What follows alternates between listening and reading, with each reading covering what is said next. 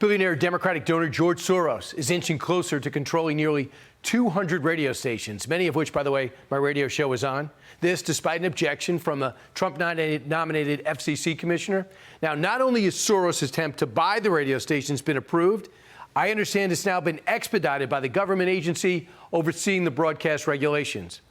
It's a shrewd move by the affluent left-leaning billionaire who seems to hate America, who many believe will use his influence to alter the content of those stations' politically conservative programs. I know I'm not going to change. Now this, all eyes on Pennsylvania, not just because it's critical for the presidential election, more than that, but also for the showdown for the U.S. Senate race. You got Dave McCormick going against the sitting Senator Bob Casey. It's a tight race that could decide the balance of power in the chamber and the country. I got a chance to hit the campaign trail with McCormick this week. It's an interview you're only going to see on One Nation.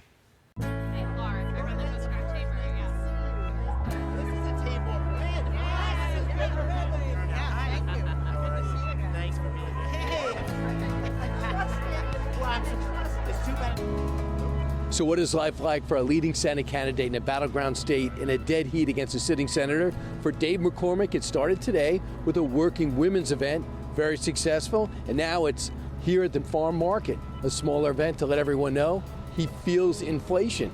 Good to see you. Good to see you. How's it going? It's great. You look fresh for a guy that's been on the trail for like how many months? Well, since about a year. You know, October 1st was when I got in the race. So for the working women's event, what was the objective? This is a hugely important part of Pennsylvania. There's 40% of the voters are in these 5 counties, the 4 collar counties in Philadelphia. Right. And suburban women are struggling with sky-high inflation, crime, extreme crime coming out of Philadelphia, going into the suburbs, the fentanyl crisis, the open borders. And so it's an opportunity to get the message out of the kind of leadership I can bring. And it was Governor Sanders is here with me. What's next? What are you going to put on our backs that we have to carry to the next day? That's why it is so important that we elect Dave. Not just because we want to change in policy, but because we need leadership that's not afraid to stand up for what's right. So Dave McCormick, you're certainly in the backstretch. How does your message change? It's mostly the same message. I think the good news is now people are starting to know who I am. You know, I took a lot of time. I'm a challenger. This guy's been in office for 30 years. Now I got to make sure people understand the choice. This is a choice between strength and weakness. This is a choice between somebody who's an outsider, someone who's a West Point grad, served in the 82nd Airborne Division, someone who created jobs in Pennsylvania, versus a guy who's been a career politician, 30 years in public office. Dr. Oz is running against the liberal Wall Street Republican named David McCormick. It was very tough for him to make a choice between you and Dr. Oz. Yeah. Have you talked to him about that? Listen, you know, the thing you can know about me is I'm a man of principle. I always say what I think. I ran last time on my views. President Trump and I don't agree on everything, but we agree on a lot, and I think his policies are right for the country. At West Point, in your first year as a plebe, you have plebe boxing. And the old boxing coach, Herb Creighton, used to say, listen, you can't win unless you're willing to get punched in the face. That's true. You got to be willing to get in the ring and get punched in the face. President Trump gave me a punch in the face last time, but you got up. I'm back. What did you learn from competing like that against Dr. Oz? You both were rookies. Yeah. You learn more from losing or failing. You're a better candidate now? I think I'm a better candidate. The one thing I'm sure about is that I feel great about the campaign we're running. Everything I say, I believe. I'm a Pennsylvanian through and through. I'm a seventh generation Pennsylvanian. I grew up in rural Pennsylvania. I went to West Point, served in the military, came back to Pennsylvania. You know, this is an opportunity for me to really give back to the place that gave me so much.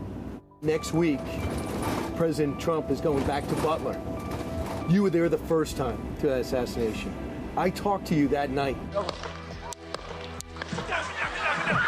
What was it like that day in retrospect? You were on instinct, and then you were kind of shaken up. It was this incredible thing because President Trump had called me up onto the stage.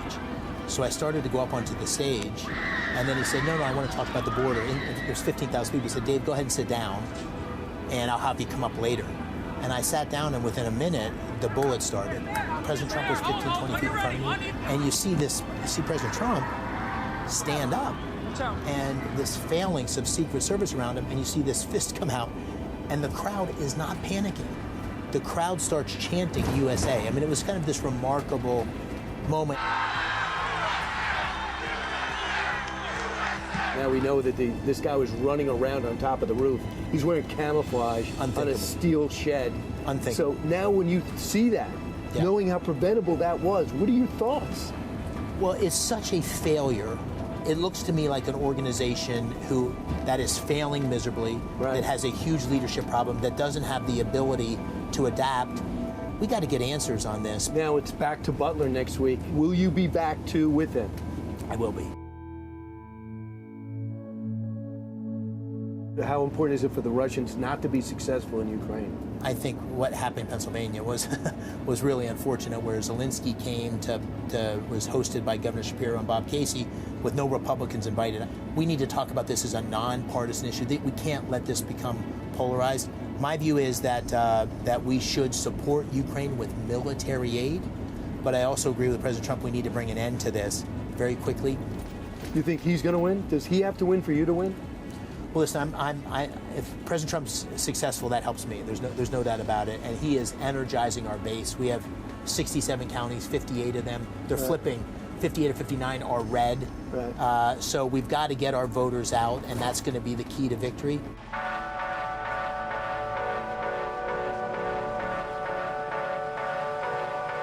So, Dave, where do you have us now? We're at Washington Crossing, one of the many, but one of the most prominent historical sites in Pennsylvania. We're going to head out to the point of embarkation, and that's where Washington will cross the Delaware, Christmas night 1776. After a string of defeats throughout New Jersey and New York, Washington's going to come here to gather the men. He's going to cross the Delaware, and in 10 days, he'll win 3 victories.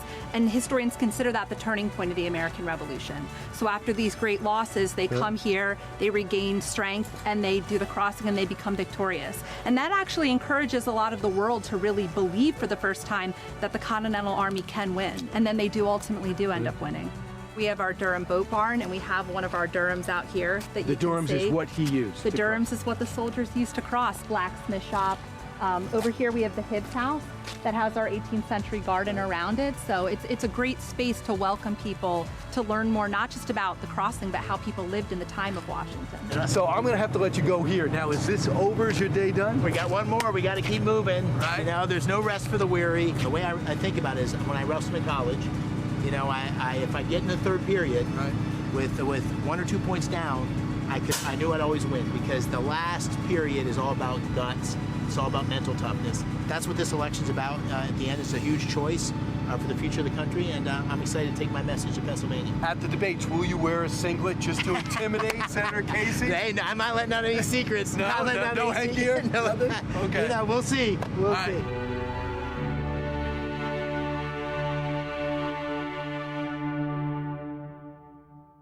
Very nice of him to give me that time. And keep in mind, McCormick will be back in Butler with the former President of the United States 1 week from tonight. I'm Steve Ducey. I'm Brian Kilmeade. And I'm Ainsley Earhart. And click here to subscribe to the Fox News YouTube page to catch our hottest interviews and most compelling analysis.